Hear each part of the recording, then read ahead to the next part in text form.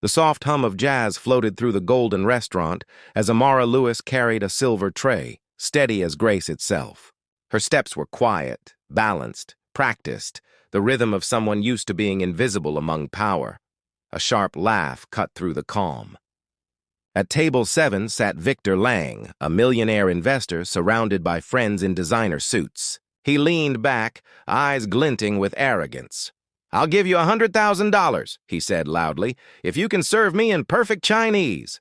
Laughter rippled across the room. Even the waitstaff froze. Someone gasped. Amara didn't flinch. Her fingers brushed the small silver bracelet on her wrist. Her mother's gift, a tiny act of grounding. She met his gaze, still as water. The silence deepened. Victor's friends exchanged amused looks. "What's wrong?" "Lost for words?" one whispered. Amara slowly set the tray on the table. The glass didn't even rattle. Her expression remained calm, almost sorrowful, as if she'd seen this moment too many times before. And then she inhaled. When she finally opened her mouth, even the translator forgot to breathe.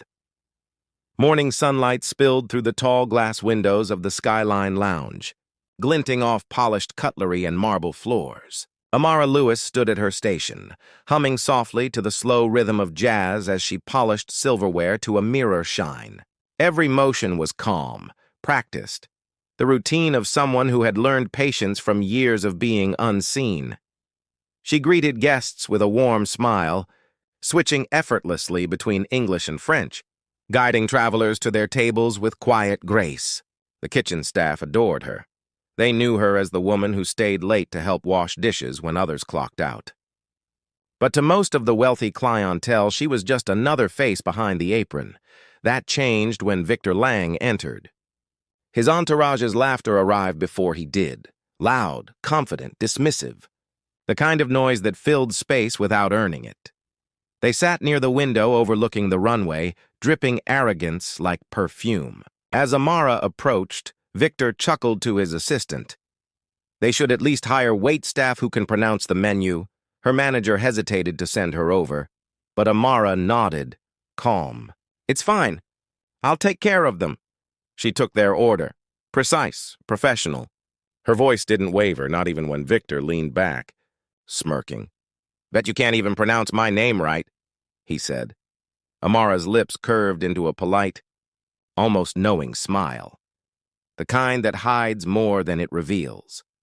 The soft clink of her bracelet echoed faintly as she wrote something down, her eyes never leaving his. He had no idea the woman he was taunting once taught diplomats how to speak. The laughter spread like wildfire. Crystal glasses clinked. Victor Lang leaned forward, his grin sharp. "All right then," he said loudly so everyone could hear. "Serve me in Chinese, and I'll give you $100,000. Right here, right now." Phones lifted instantly. Guests started recording. His friends smirked, whispering bets under their breath. Amara stood perfectly still. The only sound came from the faint tink of her bracelet as she turned it once around her wrist, a habit from her mother. She took one quiet breath. Then, in flawless Mandarin, she began, "Sir, welcome to Skyline Restaurant. What would you like to drink today?" The entire table froze. The translator's eyes widened. Victor blinked, confused. Before he could recover, she continued. In Cantonese, soft and musical. Then Japanese, precise and formal. Then Korean, gentle but steady. Her voice never cracked. Not once. A quiet ripple of disbelief passed through the restaurant. Every language rolled off her tongue with the ease of someone who didn't need to prove herself. Finally, she finished his order, in French, then softly repeated it in German, ending like a teacher closing a lesson. Calm, unhurried, assured. By now, Victor's laughter had died. His friends stared down at their plates. Even the translator lowered her eyes, cheeks burning. Amara gave a polite nod. "Your order will be right out, sir." The silence was louder than the laughter before. And for the first time that night, she wasn't the one being observed. She was the one commanding the room. Victor swallowed hard, voice low. "Where did you learn all that?" Amara met his eyes. "The world taught me, Mr. Lang. I just paid attention." A waiter at the counter tried to hide a smile. The manager, who had once hesitated to send her, stood a little taller behind the bar. Then Amara added softly, "And for the record, I can pronounce your name just fine." She turned to leave, her tray steady in her hand. The silence hung heavy, filled not with shame, but realization. What would you do if you were there? Laugh along, you clap for her courage? But when she revealed how she learned those languages, the laughter turned to tears. For a long moment, no one moved. The weight of the silence pressed heavier than any insult. Then Amara spoke, her voice calm, steady, filled with something deeper than pride. "I studied languages," she said softly, "to speak with refugees. Not millionaires." Victor blinked, stunned. His smirk dissolved. She continued, every word measured, graceful. "My mother was a linguistics professor. She lost her job after being mocked for her accent. She told me, 'Every language carries someone's dignity.' I wanted to protect that." The restaurant stayed still. Even the background music seemed to hush itself. Amara looked down at her notepad, then back at him. "You asked for a show, Mr. Lang, but words are not tricks." "They're bridges." Victor's eyes fell. His friends avoided her gaze, their earlier laughter shrinking into guilt. The translator quietly whispered, "She's right." Finally, Victor stood, his confidence gone.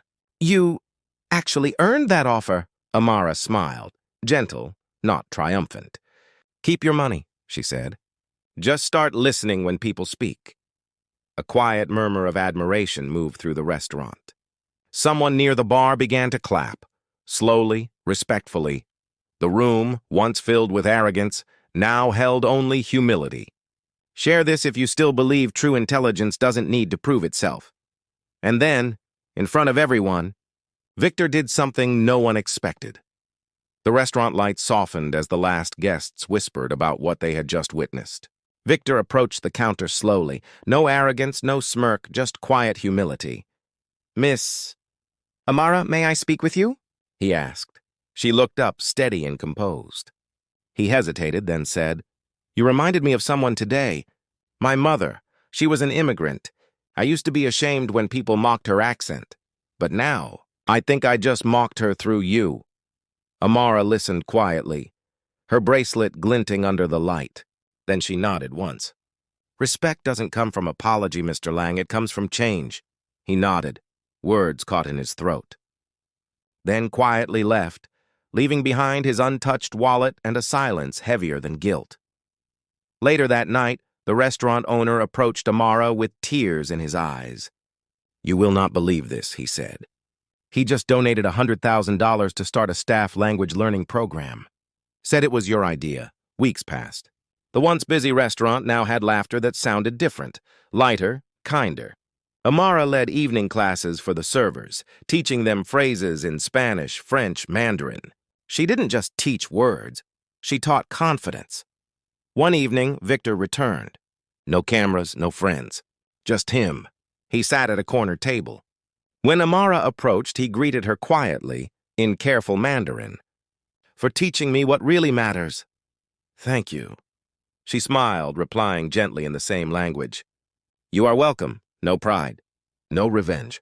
Just mutual respect. The kind that changes people without needing to say it out loud." As she turned away, the soft chime of her bracelet echoed once more. The sound of grace earned, not given. Subscribe for more stories where knowledge speaks louder than wealth. How many voices do we ignore just because they don't sound like ours?